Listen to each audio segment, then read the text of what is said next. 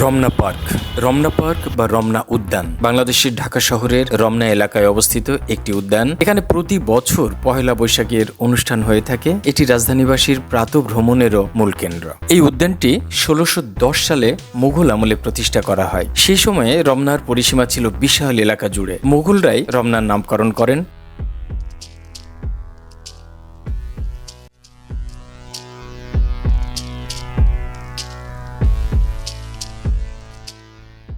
প্রিয় বন্ধুরা, আজ আপনাদের সাথে করে নিয়ে যাব রমনা পার্ক পরিদর্শনে। আমি নিজে যাচ্ছি, একটা রাইড শেয়ার অ্যাপের মাধ্যমে একটা মোটরসাইকেল ভাড়া করেছি পাঠাও থেকে, এবং সেই মোটরসাইকেলে চড়ে শহরের ভিতর দিয়ে এখন আপনাদের সঙ্গে যাচ্ছি রমনা পার্কে।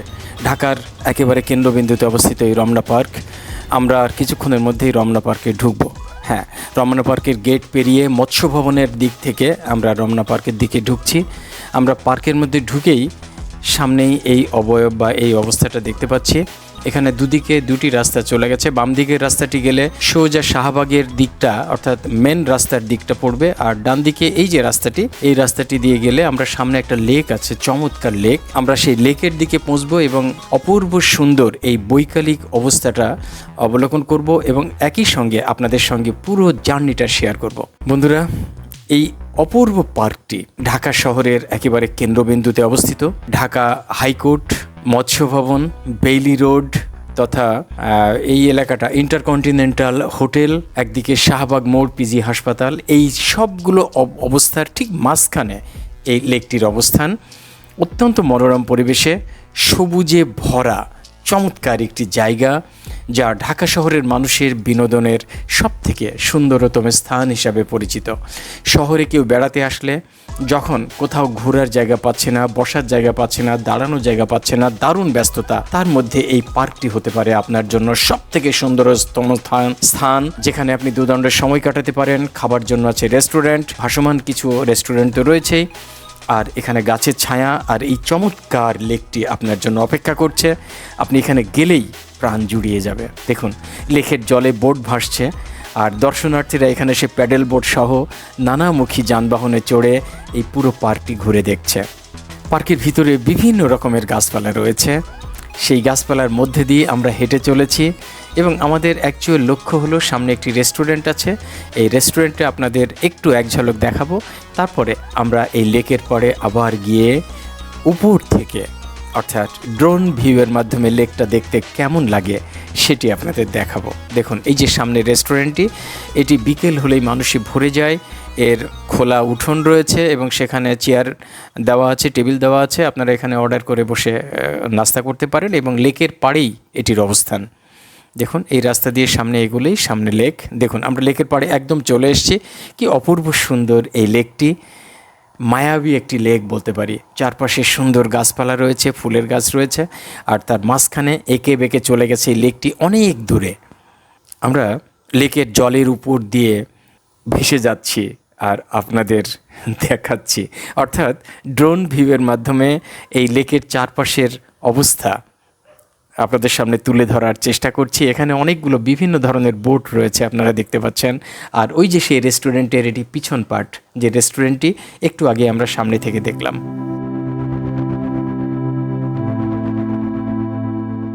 পুরনো হাইকোর্ট ভবন থেকে পূর্বের সড়ক ভবন পর্যন্ত মোগলরা বাগান তৈরি করেছিলেন, কিন্তু পরবর্তীতে কোম্পানি আমলে এই এলাকা জঙ্গলে পরিণত হয়। 1947 সালে ভারত বিভাগের পরও রমনা ঢাকার একটি গুরুত্বপূর্ণ এলাকা হিসেবেই থেকে যায়।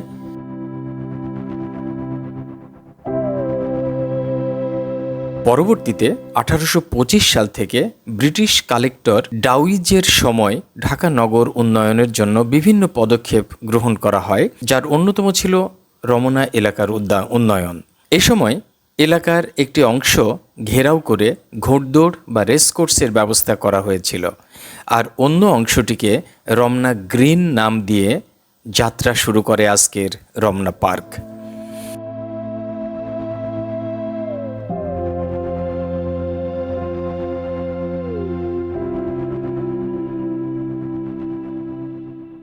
এ সময় ঢাকার নবাব পরিবার এখানে একটি রাজকীয় বাগান তৈরি করেন, যার নাম দেয়া হয় শাহবাগ। তখন পার্কের আয়তন ছিল প্রায় 89 একর। এ সময় ঢাকার নবাবরা এখানে একটি চিড়িয়াখানাও গড়ে তোলেন। 19 শতকে ব্রিটিশ শাসক এবং ঢাকার নবাবদের সহায়তায় এটির উন্নয়ন সাধন করা হয়।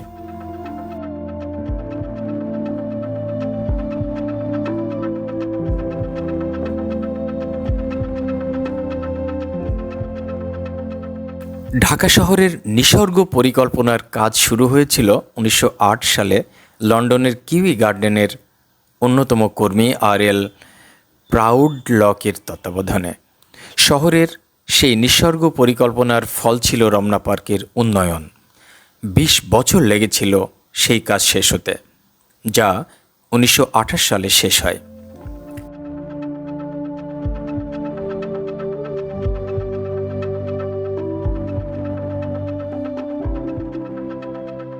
শাহবাগ থেকে ইডেন বিল্ডিং বা সচিবালয় পর্যন্ত নতুন একটি রাস্তা করা হয় এবং এই রাস্তার পূর্ব দিকের অংশ হয় বর্তমান রমনা পার্ক। বর্তমানে সুপ্রিম কোর্ট ভবনের উত্তর পূর্ব কোণের চিড়িয়াখানাটি তখনও বিদ্যমান ছিল। চিড়িয়াখানার প্রাণীদের মধ্যে ছিল শুধু গুটি কয়েক বাঘ, ভালুক এবং বিভিন্ন জাতের কিছু পাখি। পরে চিড়িয়াখানাটি মিরপুরে তার বর্তমান অবস্থানে সরিয়ে নেওয়া হয়। তবে আনুষ্ঠানিকভাবে রমনা পার্ক উদ্বোধন করা হয় 1949 সালে।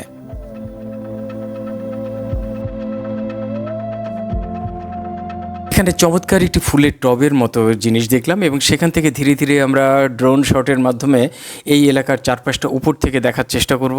দেখুন আস্তে আস্তে ভবনগুলো দৃশ্যমান হচ্ছে। আমরা সামনে আমাদের স্বাধীনতার স্তম্ভটি দেখতে পাচ্ছি এবং চারপাশে অন্যান্য উঁচু ভবনগুলো অর্থাৎ বহুতল বিশিষ্ট ভবনগুলো এই গাছের মাথার উপর দিয়ে প্রদর্শিত হচ্ছে বা আমরা সেগুলো অবলোকন করতে পারছি। আর একটু আগে লেকটা আমাদের সামনে উকি দিচ্ছিল।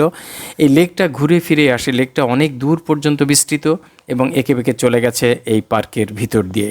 সবুজ চমৎকার একটি লন রয়েছে আর প্রচুর ছায়া, চারিদিকে অসংখ্য গাছপালা রয়েছে। সব মিলিয়ে এই ছায়া সুশীতল জায়গাটি হতে পারে আপনার বিনোদনের এবং বিশ্রামের একটি চমৎকার স্থান। আমার মনে আছে কোনো এক সময় আমি এখানে শিক্ষা ভবনে চাকরি করতাম, তখন আমার এক সিনিয়র বন্ধু রিটায়ারমেন্টের পরে উনি ঢাকায় গেলেন এবং উনি আমার সঙ্গে দেখা করতে চাইলেন। উনি বললেন যে অফিসে বসবো না, বাইরে কোথাও বসে। তখন কিন্তু আমি বাইরে ঠিক জায়গা খুঁজে পাচ্ছিলাম না। হাঁটতে হাঁটতে এই রমনা পার্কের ভিতরে এসেই বসে দুদণ্ডের সময় কাটিয়েছিলাম। আমার আজও মনে পড়ে এবং আমি এটা বিশ্বাস করি যে এই জায়গাটি চমৎকার একটি বিশ্রাম নেওয়ার মতো বা সময় কাটানোর জায়গা। চমৎকার একটি বটের গাছ আপনারা দেখতে পাচ্ছেন, প্রচুর ডালপালা ছড়িয়ে ছিটিয়ে রয়েছে এবং অসাধারণ সুন্দর এই জায়গাটি।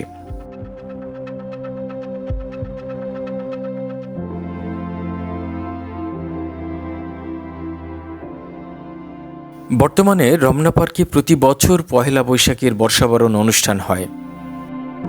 রমনার বটমূলে ছায়ানটের আয়োজনে বর্ষাবরণ অনুষ্ঠান এখনও অনেক জনপ্রিয়। রাজধানীতে প্রাতঃভ্রমণের অন্যতম প্রধান কেন্দ্র রমনা পার্ক। এটি ঢাকার ফুসফুস হিসাবেও পরিচিত। প্রতিদিন সকালে ও বিকেলে এখানে হাঁটতে ও ব্যায়াম করতে আসেন কয়েক হাজার মানুষ। রমনা পার্কের মোট আয়তন 68.5 একর এবং এর ভিতরে একটি মনোরম লেক রয়েছে যার আয়তন 8.76 একর। রমনা পার্কে বর্তমানে উদ্ভিদ প্রজাতি আছে 211টি। এর মধ্যে ফুল এবং শোভাবর্ধক প্রজাতির সংখ্যা 87টি, ফলজাতীয় উদ্ভিদ 36টি, ঔষধি প্রজাতি 33টি, কৃষি বনায়নের উদ্ভিদ প্রজাতি 3টি, বনজ উদ্ভিদ প্রজাতি 2টি, জলজ উদ্ভিদ প্রজাতি 2টি এবং মশলা উদ্ভিদ প্রজাতি 3টি। আমরা যদি এইখান থেকে একটু সামনের দিকে এগিয়ে যাই তো চমৎকার একটি দৃশ্য দেখতে পাবো। দেখুন একটু একটু করে উকি দিচ্ছে জায়গাটি। আমরা ড্রোনটাকে একটু নিচু দিয়ে সামনের দিকে এগিয়ে নিয়ে যাচ্ছি। আস্তে আস্তে পুরো লেকটি আমাদের সামনে উন্মোচিত হচ্ছে। দেখুন গাছের ফাঁক দিয়ে লেকের জল দেখা যাচ্ছে এবং আর কিছুক্ষণ পরে আরও বেশি পরিষ্কার হবে। এই লেকের জলে যে বোটগুলো চলছে সেই বোটগুলো আমরা একদম সামনে থেকে খুব সুন্দর দেখতে পাবো। লেকের পাড়ে সবুজ ঘাসের উপরে বসে আমাদের যুবক যুবতীরা সময় কাটাচ্ছে এবং খুব সুন্দর জায়গা, সময় কাটানোর মতোই আসলে সুন্দর জায়গা। আর ওপাশে রেলিংয়ের মতো যে জায়গাটি, সেটি চমৎকার, একদম লেকের পাড় দিয়ে একটি রাস্তার মতো আছে এবং এই রাস্তাটা দিয়ে হাঁটতে হাঁটতে অনেক দূর যাওয়া যাবে এবং এই লেকের সৌন্দর্যটা সেখান থেকেও চমৎকারভাবে উপভোগ করা যায়। দেখুন লেকটি সামনে থেকে কি অসাধারণ লাগছে। এখানে বিরল প্রজাতির কিছু গাছও রয়েছে। এর কয়েকটি হলো পাদাউক, পলাশ, ধারমার, কাউয়াতুতি বা বনপারুল, আগর, জ্যাকারান্ডা, তমাল, কর্পূর, স্কারলেট, কার্ডিয়া, জহুরি চাপা, ক্যাশিয়া জাভানিকা, মাধবী, মালতী, আফ্রিকান টিউলিপ, কেয়া, অশোক, টেবেবুয়া, পাখিফুল, কফি, উদয়পদ্ম, সহস্র বেলি, গোল্ডেন শাওয়ার, পালাম, কাউফল, ঝুমকোলতা, পারুল ফুল, স্থলপদ্ম, মহুয়া, কুর্চি, বন আশরা, চন্দন, মাকড়িশাল, দুলিচাপা, কনকচাপা, অঞ্জনা ইত্যাদি।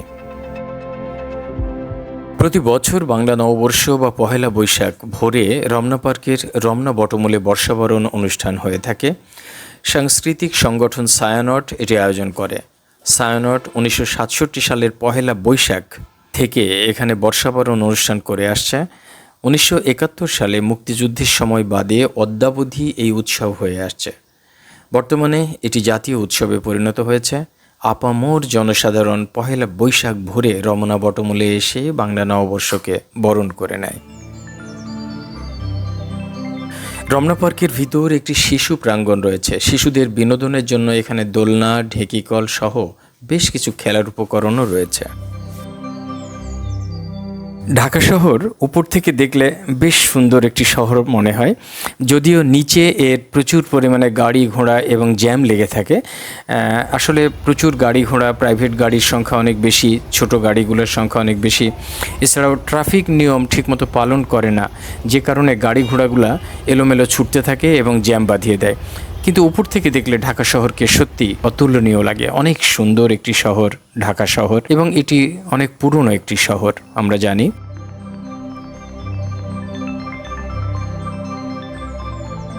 দেখুন বড় একটি গাছের নিচ দিয়ে লেকটি কি অসাধারণ লাগছিল। আর এই যে সবুজ মাঠটি, এটিও বেশ সুন্দর, খোলামেলা, চারিদিকে লেক পেঁচিয়ে রয়েছে, একদিকে রেস্টুরেন্ট, একদিকে কিছু গাছপালা, আর মাঝখানে এই সুন্দর মাঠটি রয়েছে।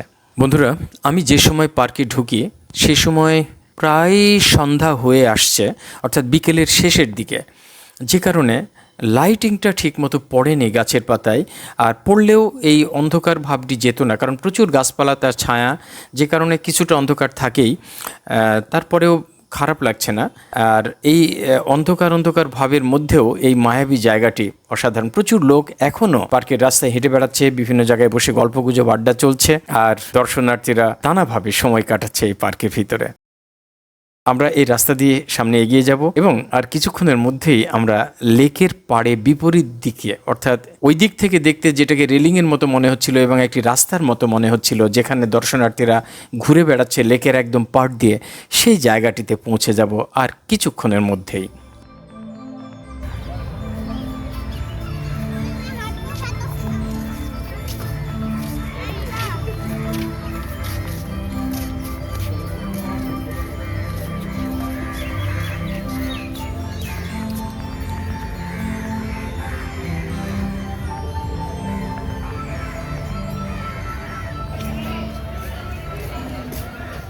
বন্ধুরা, আমরা চলে এসেছি সেই সুন্দর জায়গাটি, যেখানে নিচে পাটাতন এবং তার উপরে চমৎকার হাঁটার জায়গা, আর পাশে রেলিং রয়েছে যাতে লেকের জলে কেউ পড়ে না যায়। আর এই রাস্তাটি ধরে আস্তে আস্তে অনেক দূর পর্যন্ত হেঁটে যাওয়া যাবে। খুব সুন্দর একটি পরিবেশ, আর এই লেকের সৌন্দর্য, বোট চলার সৌন্দর্য এই পাটাতনের উপর দিয়ে বা এই রাস্তাটির উপর দিয়ে আপনি হাঁটতে হাঁটতেই উপভোগ করতে পারবেন।